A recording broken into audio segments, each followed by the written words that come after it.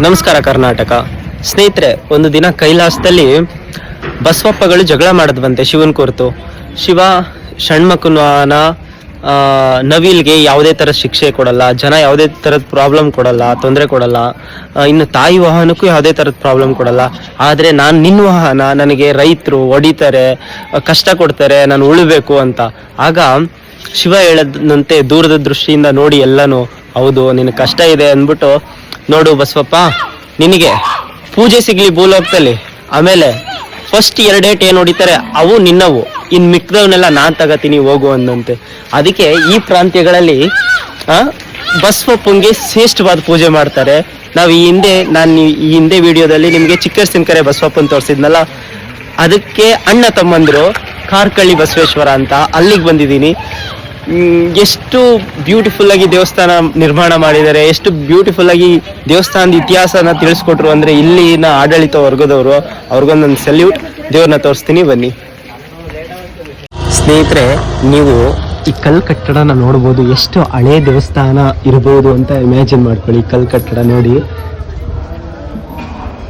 ಕಾಣಿಸ್ತಿದೆ ಅಲ್ವಾ, ಎಷ್ಟು ಹಳೇ ದೇವಸ್ಥಾನ ಇರ್ಬೋದು ಇಮ್ಯಾಜಿನ್ ಮಾಡಿ. ಬನ್ನಿ ದೇವ್ರನ್ನ ತೋರಿಸ್ತೀನಿ, ಕೈ ಮುಕ್ಕೊಳ್ಳೋರಂತೆ. ಕಾರ್ಕಳ್ಳಿ ಬಸವೇಶ್ವರ ಬನ್ನಿ ಸ್ನೇಹಿತರೆ, ಕಾರ್ಕಳ್ಳಿ ಬಸವೇಶ್ವರ. ವಾವ್, ಎಲ್ಲರೂ ದೂರದಿಂದನೇ ಆಶೀರ್ವಾದ ತಗೊಳ್ಳಿ, ಎಲ್ರಿಗೂ ಒಳ್ಳೇದು ಮಾಡಲಿ ಕಾರ್ಕಳ್ಳಿ ಬಸವೇಶ್ವರ.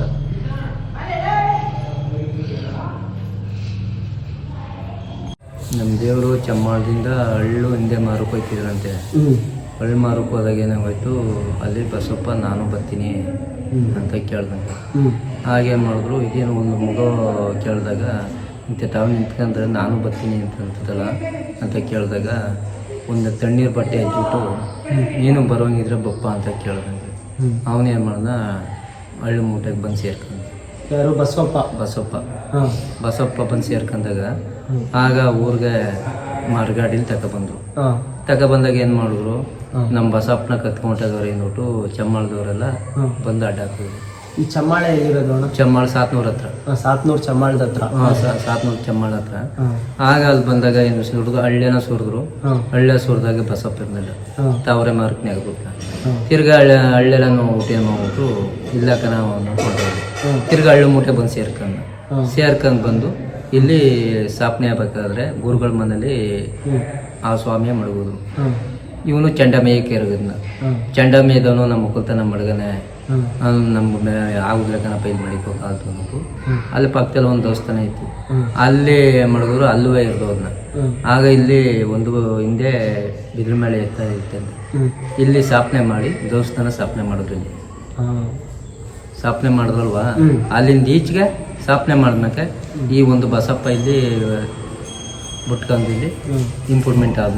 ಅಣ್ಣ, ದೇವಸ್ಥಾನ ಎಷ್ಟು ವರ್ಷದಿಂದ ಗೊತ್ತು ನಿಮಗೆ? ನಮಗೆ ಅಂದ್ರೆ ನಮ್ಮ ತಾತ ಮುತ್ತಾತವಿಂದು ನಮಗೆ ದೇವಸ್ಥಾನ ಪ್ರಾರಂಭ ಆದ್ಮೇಲೆ ಇದು ಎಷ್ಟನೇ ಬಸಪ್ಪ? ಇದು ಅಲ್ಲಿಗೆ 8ನೇ ಬಸಪ್ಪ. ಇದು 8ನೇ ಬಸಪ್ಪ ಅಂದ್ರೆ ಎಷ್ಟು ಹೆಚ್ಚು ಕಮ್ಮಿ ಒಂದು 200-300 ವರ್ಷದ ಹಳೆ ದೇವಸ್ಥಾನ ಇದು. ಫಸ್ಟ್ ಎಲ್ಲ ಹಳೇದೇ ಇದ್ದದ್ದು. ಇದೆಲ್ಲ ಫುಲ್ಲು ಕಲ್ಲಲ್ಲೇ ಕಟ್ಟಿರೋದು, ಕಲ್ಲಲ್ಲಿ ಅವನ ಸಂಪನ್ನಲ್ಲೇ ಕಟ್ಟಿ ಇದು ಮಾಡಿರೋದು. ಚೆನ್ನಾಗೇ ನಡ್ಕೊಂಡು ಹೋಯ್ತಾ ಇದೆ. ಅಣ್ಣ, ಈಗ ಹಣೆಗೆ ಹಾಕ್ತಾರಲ್ಲ ದುಡ್ಡು, ಕೊಂಬು ಕಟ್ತಾರಲ್ಲ, ಅದೇನ್ ಮಾಡಿದ್ರು ಇದ್ರಿ? ಆ ದುಡ್ಡೆಲ್ಲ ಇದಕ್ಕೆ ಹೋಯ್ತದೆ, ಮುದ್ರೆ ಲೆಕ್ಕಿಗೆ. ಹೌದು, ಹಣೆಗೆ ಹಾಕೋದು. ಹಣೆಗೆ ಹೋಗ್ಬೋದು ಆ ಥರ.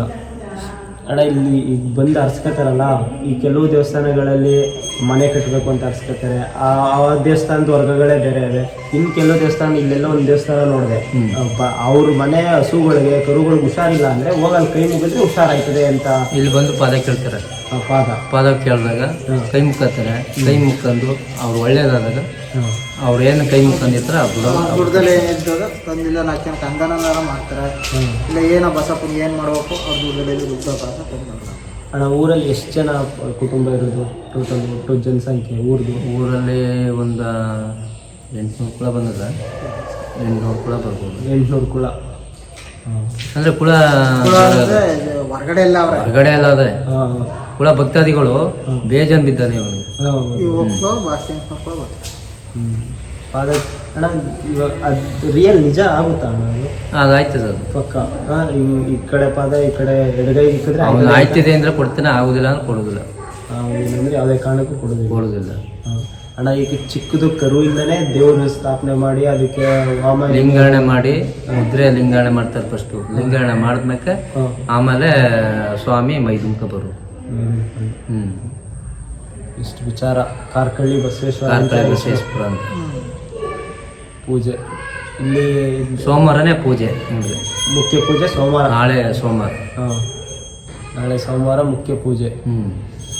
ಅಣ್ಣ ಈ ದೇವಸ್ಥಾನ ಎಲ್ಲ ನಿರ್ಮಾಣ ಮಾಡೋಕ್ಕೆ ಊರವರೇ ದುಡ್ಡು ಕೊಟ್ಟಿರೋದು ಇಲ್ಲ ಅವನೇ ಸಂಪಾದನೆ ಮಾಡಿರೋದು? ಬಸಪ್ಪನ ಸಂಪಾದನೆ ಮಾಡಿರೋದು. ಈ ಚಿಕ್ಕಸಿನಕೆರೆಗೂ ಇಲ್ಲಿಗೂ ಏನು ವ್ಯತ್ಯಾಸ?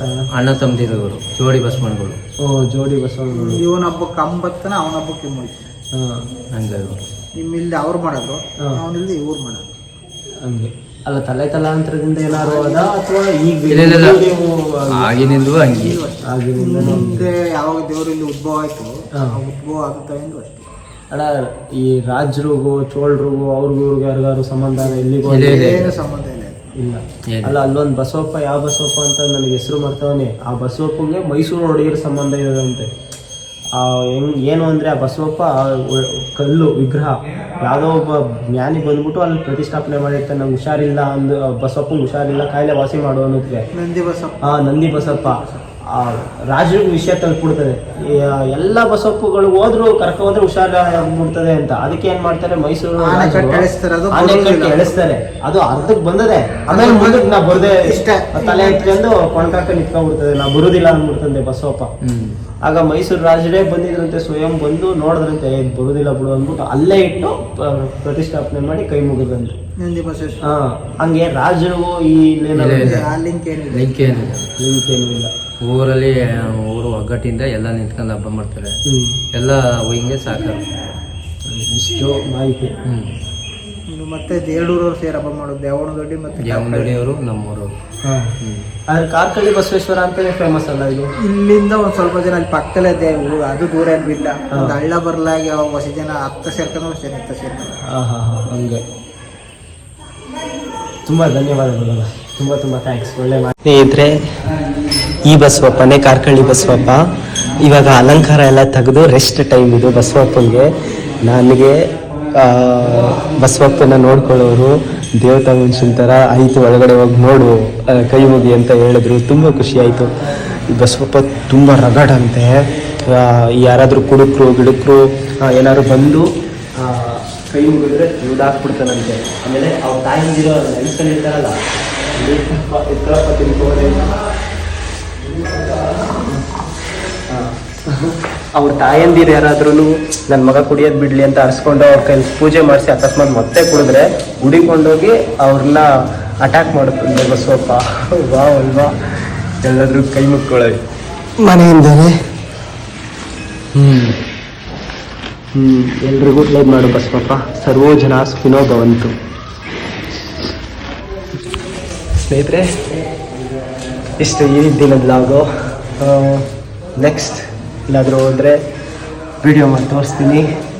Thank you so much. ನಿಮ್ಮ ಪ್ರೀತಿ ನನ್ನ ಮೇಲೆ ಯಾವಾಗಲೂ ಹೀಗೆ ಇರಲಿ. Thank you. ಬಾಯ್.